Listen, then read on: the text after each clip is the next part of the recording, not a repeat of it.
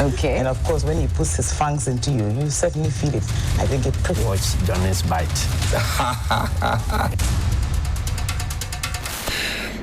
Bismillahirrahmanirrahim. Alhamdulillah Rabbil Alameen. Hasbunallah wa ni'mal wakil. The Lord is my light and my salvation, whom shall I fear? And yea, though I walk through the valley of the shadow of death, I will fear no evil, for you are with me. Thy rod and thy staff, they comfort me. Thou preparest a table before me in the presence of my enemies. You anoint my head with oil, my cup runneth over, and surely goodness and mercy shall follow me all the days of my life. And I will dwell in the house of the Lord forever and ever. Amen. Assalamu alaikum. It's Friday, the 24th of October, in the year of our Lord 2025. Welcome to Johnny's Bites and Juma Mubarak to all our Muslim brothers and sisters. When you pray, pray for us as well. When you pray, say one for us. When you go before Allah, say one for us. And say one for Ghana, because Ghana needs to be rescued. Let me begin by saying a very big thank you to my Paramount Chief, Bonatia II of the Bogo traditional area, for my beautiful regalia. And I am proud to say that I am Dagbando by association, and I am proud of it. Very, very proud of it. That you cannot take away from me. But today I also want to celebrate Sonar Fashions, even though he didn't provide this apparel. But I want to celebrate him with Idi Amin, who works with me here at Media General. I want to celebrate both of them from the genuineness part of my heart. And then there's a great man of God that I want to celebrate. You find a picture for me. This man, he's young and looking fresh, but he's 60. He's an old man I refuse to age. Apostle Abraham Lamte. Tomorrow is his 60th birthday, and we want to celebrate him and eulogize him, because I don't want people to die before we come and praise them. He's one of the great men that you can find on the planet called Earth. One of the great men who has been pushing our tribe's agenda. One of the great men who preaches the word without apology. One of the great men who has a great voice. He sings so beautifully. One of the great men of God who is able to dissect, trisect, and bisect the word of God. And he is going to be 60 tomorrow. If you have his phone number, call him. Or if you know his social media number, his social media page, yes, call him and celebrate him. We have to celebrate people like this. This is the prison's board chairman that they never got. This man. This is the prison's board chairman that they never got. This man. I say it again for the third time. This is the prison's board chairman that they never got. I finished. Now, let's talk about Rosebank International University. Today they have an open day. And I encourage all of us to go to the Rosebank International University, go and be part of the open day, understand and learn what's going to happen today. It's from some 9-ish all the way to about 3 in the afternoon. Just go there. Go and see the school. Go and see the school with the heritage, the international lecturers, Dr. Samoa, Dr. Kwating, Dr. Eboafo, Tumi, and all the great gentlemen and ladies. And I talk about these people because they taught me, and today you say, oh, he's doing very well. I want them to also impact your life and that of your children, and that of your cousins, and that of your nephews and nieces. I want you to go to the Rosebank International University today and be part of the open day celebrations that will happen today.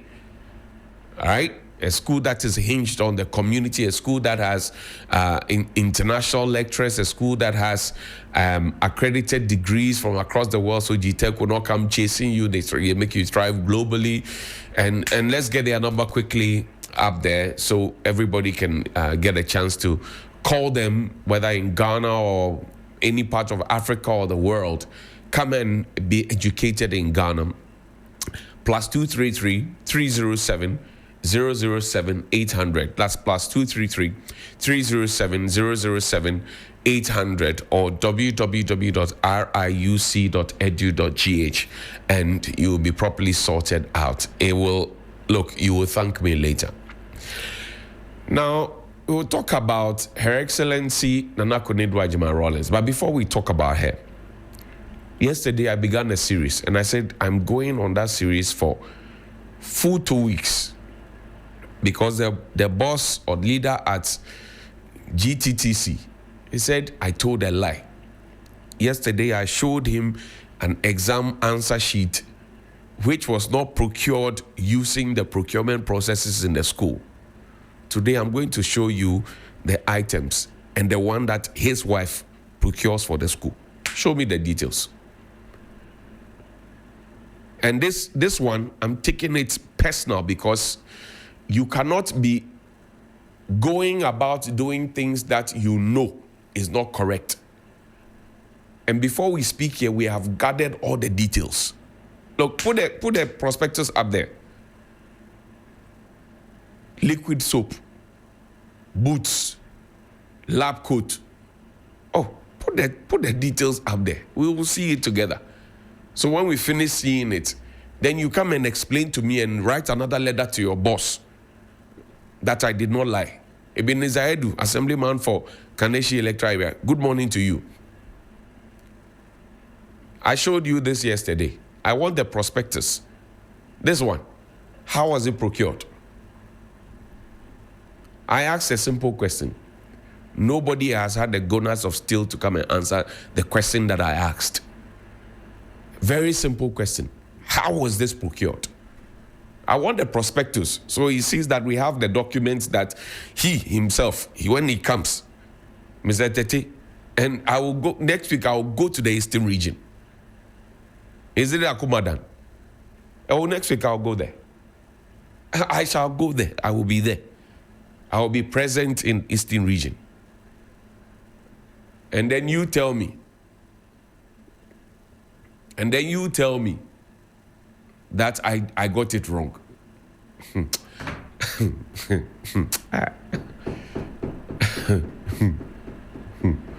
It's not this one, please. I want the prospectus. It's a list. Liquid soap and all of those ones. Who produces them for the school? And how was it? How are they procured?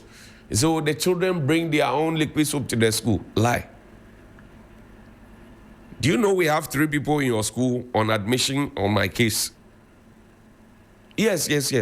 You didn't know. Now you know, Agbebolo. Now you know. Now you know. Oh, I said now you know. Yes, now you know. So let's continue. Now this is the list. Thank you very much, Corey and Mixing G. Let's read it together. Put the list up. Let's read it together. A pair of hand gloves, hard. Liquid soap, 5 liters. Who produces the liquid soap? Overall, who produces it? Uniform, who does that? School crest, 2 pieces. Copy of birth certificate. Flat file, 4 pieces. Yellow duster, 2 pieces. Safety boots for workshop. Accident insurance and copy of insurance card, 2. Marker, 1 box. Safety book. Toilet roll, 1 pack. Floor cleaner. Tracksuit. Can't even spell tracksuit properly. Mathematical set and scientific calculator. Decent sneakers, black. Decent sandals, black or brown. A pair of hand gloves, hard. Liquid soap, 5 liters. 1 kg of washing powdered soap. 1 school bag. And passport pictures, 2. I'm asking, out of these lists, next week I will bring you a full comprehensive list of what is procured by the boss's wife in this school. He told his boss that we are telling lies. He didn't know that we have the documents. Oh, we have it, please. We will showcase the documents. I told you that this one, we will drag it. I will drag it myself. Oh, yes. Now, Fabi Nana Konadu Agyeman-Rawlings' video. We had a good dance, and may she rest in peace. The first lady of the Fourth Republic of the Republic of Ghana. And she's died. She lived full and died empty. And she served humanity well.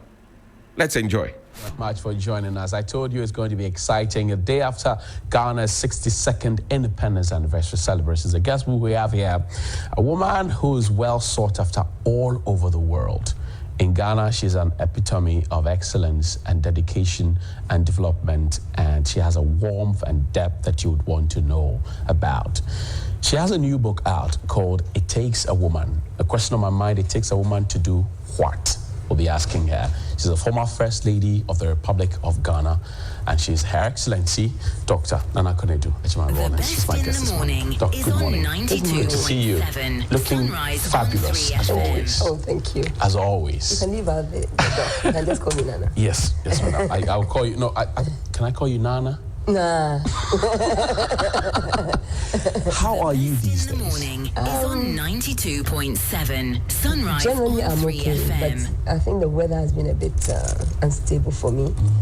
And asthmatics suffer this time, so it hasn't been the best. Yeah, that's why I didn't go to Tamale yesterday. I see. Okay. I was really suffering. Right. Yeah, right. from the asthma. Your signature hair gown or hair duku, I think. The best in the morning is on 92.7 Where did you pick it from? Sunrise on 3 FM. Well, I kind of decided that I wanted to start wrapping my hair based on the fact that sometimes you go out and the wind is blowing and your hair is all over the place. Okay. So that was a practical thing I wanted to do. Right. I did it once and I looked in the mirror. I'm like, okay, that's not bad. But I wanted a particular style. Okay. So I asked Mrs. Sankara, how do I do this so that it sits well on my head? Because I don't want to be, struggling with it all the time. And she said, I'll show you one style that will always sit on your head. I see. So she showed me the style, and I've kind of improvised it a bit. Ah, okay.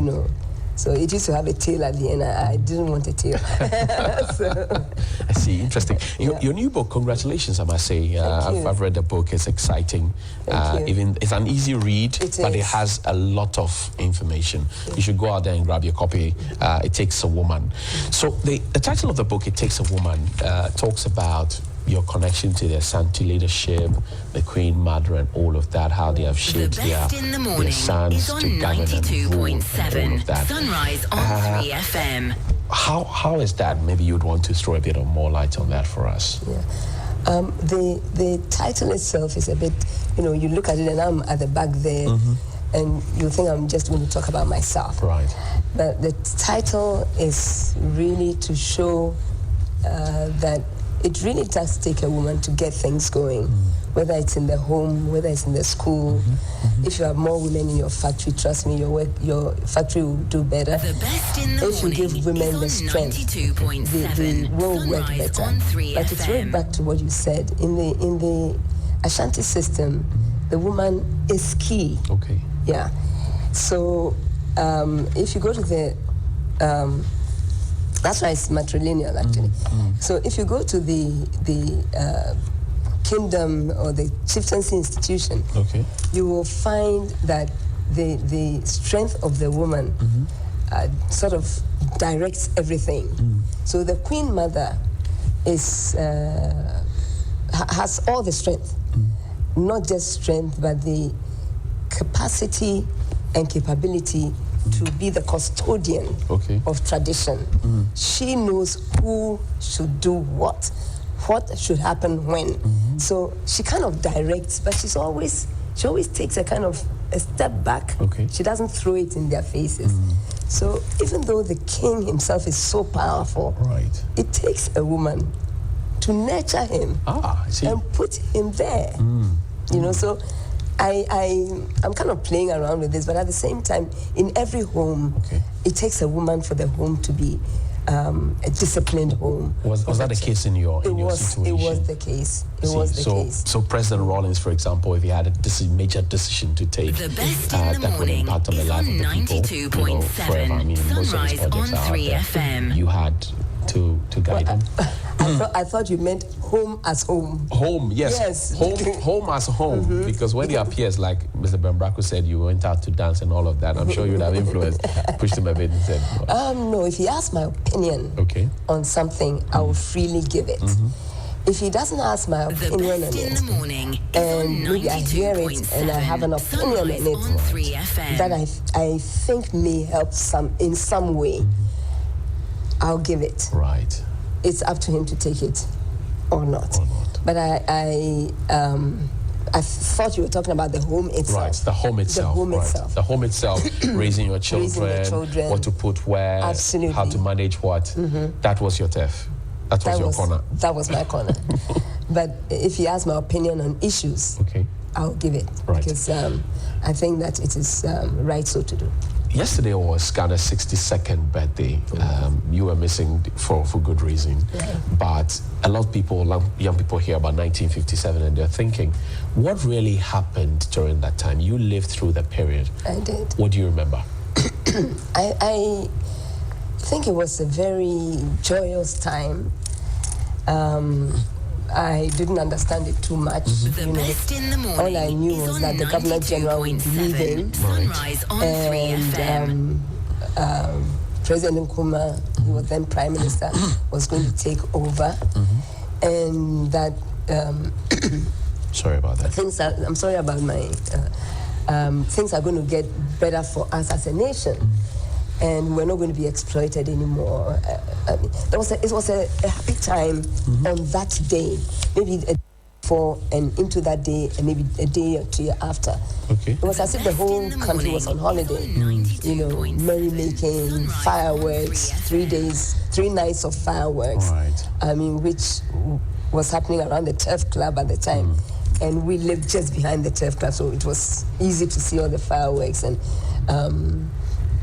the bust of Nkrumah was made, and it was, with the Queen's bust in fireworks, and it was amazing. So, yes, it was an interesting time, and you live it and hope that indeed all that we were being told would be the, for the future. What was growing up around that time when colonialism was in disequilibrium and the struggle for independence had taken center stage? It was forceful at the time. What was growing up as a child like? I didn't feel it. Even though one of my uncles was working directly with Dr. Nkrumah, I didn't feel it at one going out and one coming in. But sometimes, you have leaflets being thrown from a plane, and people within the household say, "Oh, these are leaflets from Dr. Nkrumah." It didn't make too much sense, but we believed it. And usually it was to say how, it was to talk about cleanliness, or to talk about not wasting water and stuff like that.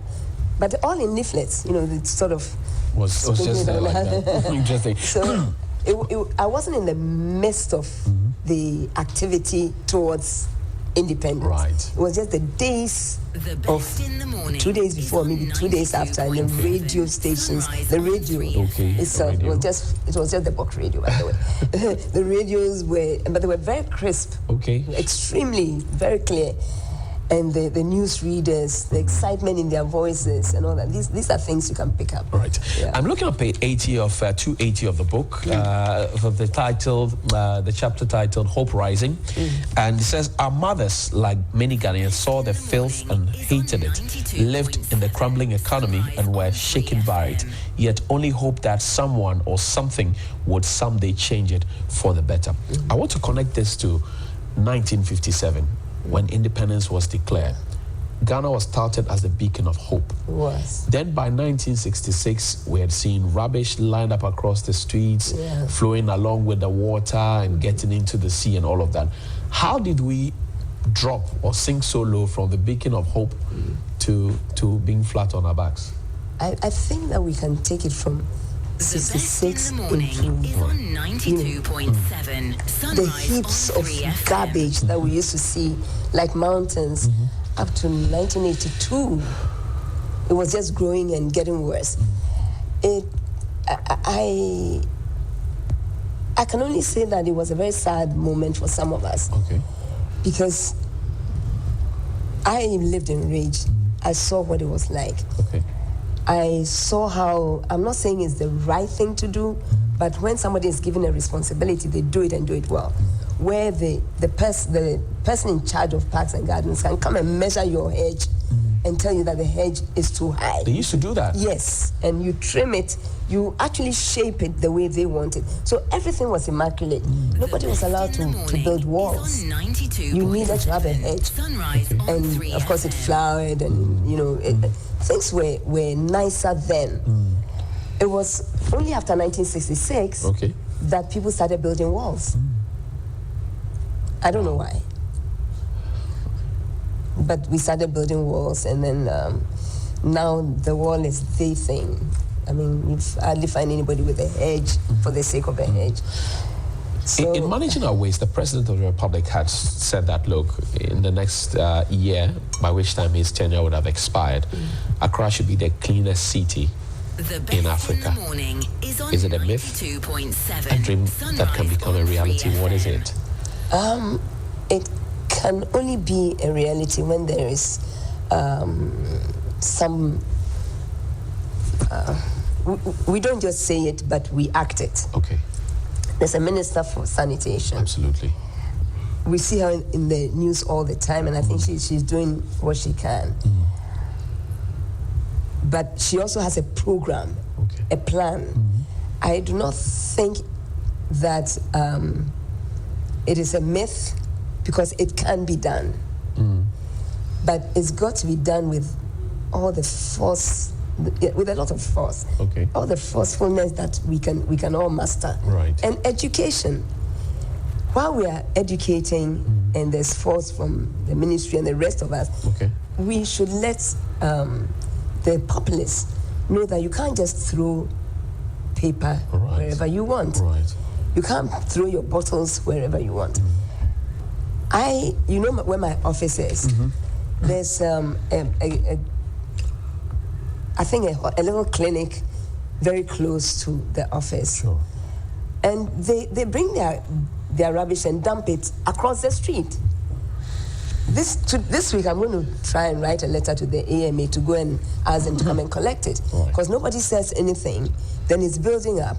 Another person will say, okay, now we can. Then he said, I've lived in Rage since I was like maybe 7 years. I've seen the way it used to be. I've seen how it's been. And I've seen the deterioration, and it's Does it break your heart? It does. Well, this is Her Ladyship, as I like to call her, Nana Konadu Agyeman-Rawlings, do fight till the end. And I want to say thank you to our group CEO, Beatrice Agyeman, for this good conversation. She trusted me with it, read the book in 3 days, and here we are. May God bless her soul. But we also, on this occasion, got her to dance sometime in 2018. Dance with you? Pleasure of having a dance with you? Oh, no. Yes. There's no music. There's music coming up right now. What should I play it?